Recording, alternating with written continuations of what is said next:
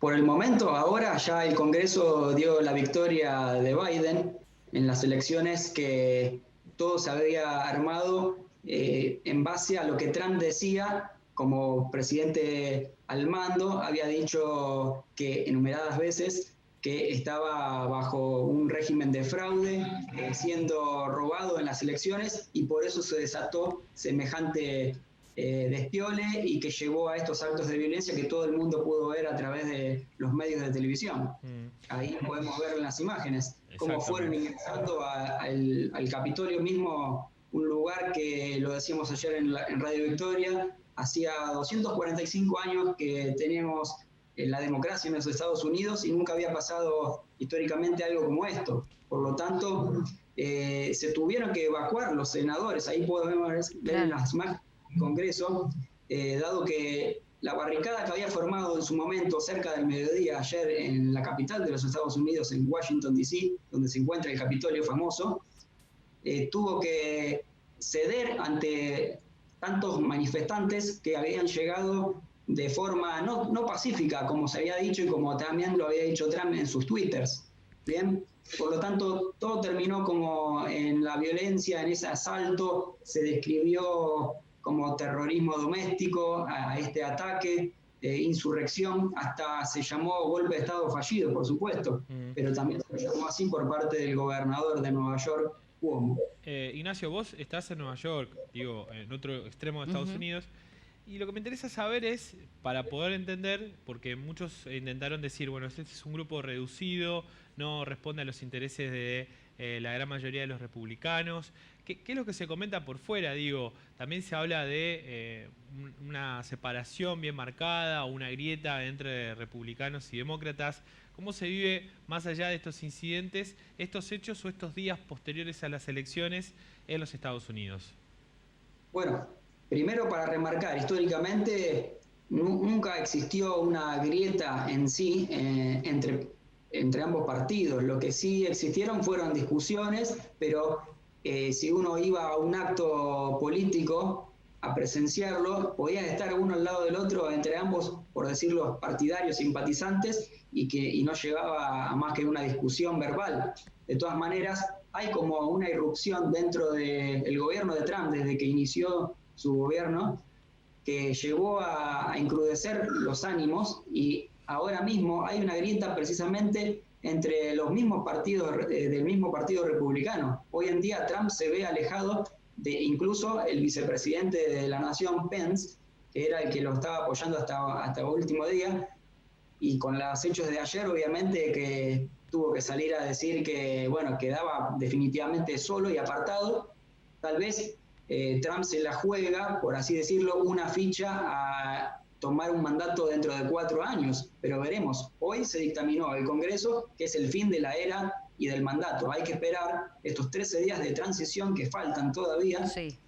Según Trump dijo que iba a ser en paz y iba a entregar ordenadamente el gobierno, el mandato. El mensaje ya de por sí es importante, Ignacio. Ahora, ¿cómo lo recibe la gente? Tanto en Washington, donde sorprendió justamente esta toma violenta, lamentando también 4 fallecimientos, y en el resto también del país. ¿Qué se comenta sobre esto hoy, en el día después?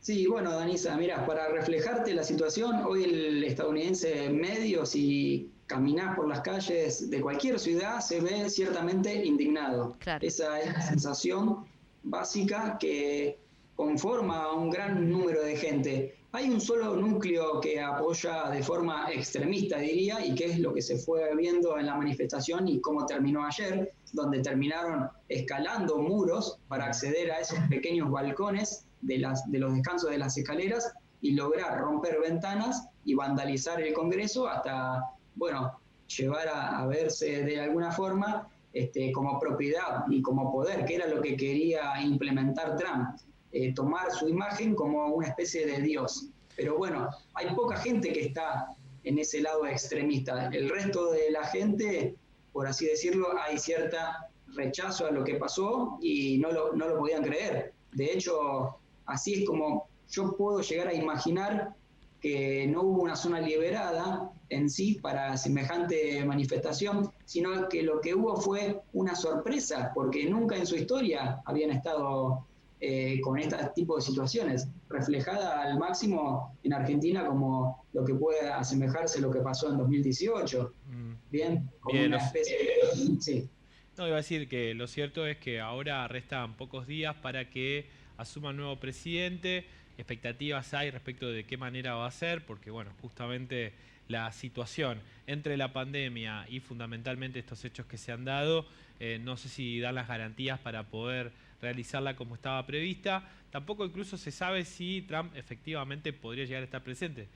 Uno entiende que por lo que ha venido manifestando y fundamentalmente la poca fuerza con la que reprochó estos hechos que fueron efectivamente violentos, va marcando una posición firme de él, rechazando todavía el proceso eleccionario y no garantizando el aval de este nuevo presidente. Exacto, Damián. Lo que sucede con Trump es que siempre tiene una carta disponible debajo de la manga, como se dice, un gran tramposo, ¿verdad? Claro. Hoy en día es un gran jugador, sí, pero juega de manera violenta, juega con la irascibilidad de la gente, juega con los sentimientos. Y mucha gente está cansada aquí, por eso terminó ganando Biden. Recordar que en agosto empezaron a votar vía correo postal los estadounidenses, en su mayoría los demócratas, dando sensaciones de que querían finalizar con este hartazgo. Y luego con la pandemia en sí y el coronavirus, también sacó otra manga Trump con respecto para, como se veía 10 puntos abajo en las elecciones, empezó a armar toda una estrategia como para poder empezar a avanzar con la elección.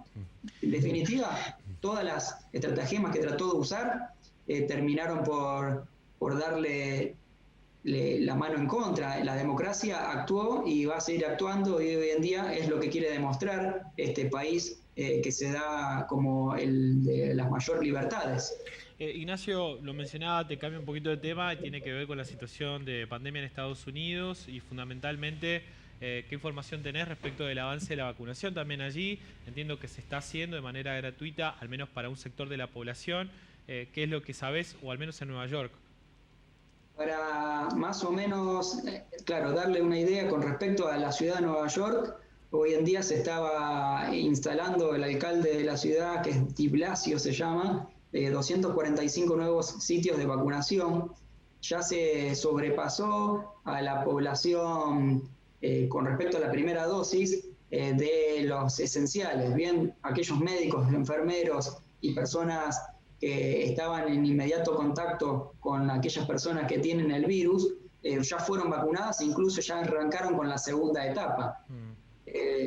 ¿Con Por qué? lo tanto, sí. No sé si tenés ese conocimiento, pero ¿cuáles son las vacunas que ya se están aplicando allí? Entiendo que la de Moderna ya se está aplicando, no sé si hay a disposición otras.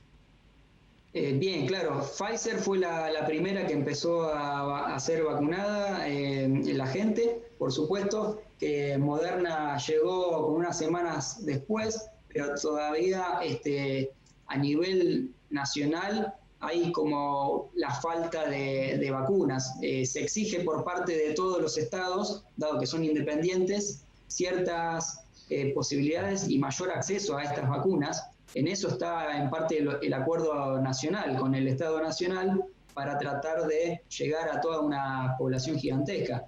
Esto es como abrir de a poquitito la canilla antigua, hoy en día podríamos hacer el pulsador hacia arriba y de a poquitito que va cayendo la gota para ir llevando esa dosis de vacunación para toda la gente. Se calcula que aproximadamente hasta dentro de 6 meses la población no se va a ver con una inmunidad rebaño tan mencionada esa palabra como para ver algún que otro resultado.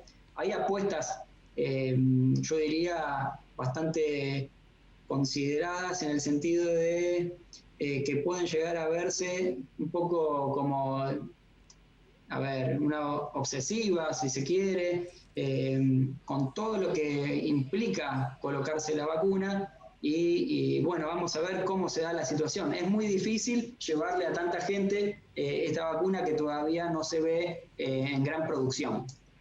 Preguntarte, Ignacio, justamente cuál es la reacción de la gente. ¿Confía en la vacuna? ¿Confía más en una o en otra? ¿Qué es lo que se comenta?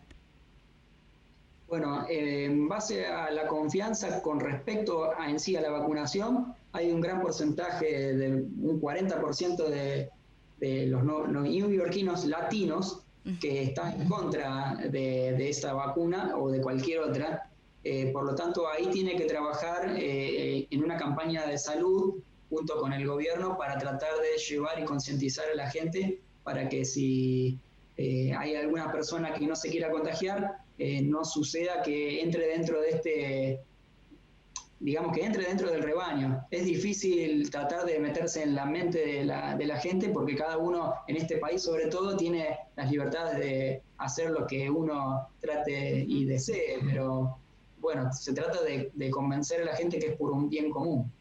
Ignacio, te agradecemos muchísimo este contacto y toda la información que nos has brindado, realmente un gran panorama, tanto en lo que ocurrió ayer en la toma del Capitolio como lo que pasa hoy, que también es una realidad, el comienzo de la vacunación. Así es, y más también con los Estados Unidos, sabiendo que es un país, y viene siendo un país muy golpeado también por la pandemia, claramente esta situación política lo pone también en el centro de la escena. Así que seguramente te vamos a volver a molestar. Muchísimas gracias por tu tiempo. Cómo no, es el fin de la pandemia y es el fin de una era política. Así es. Un gran abrazo.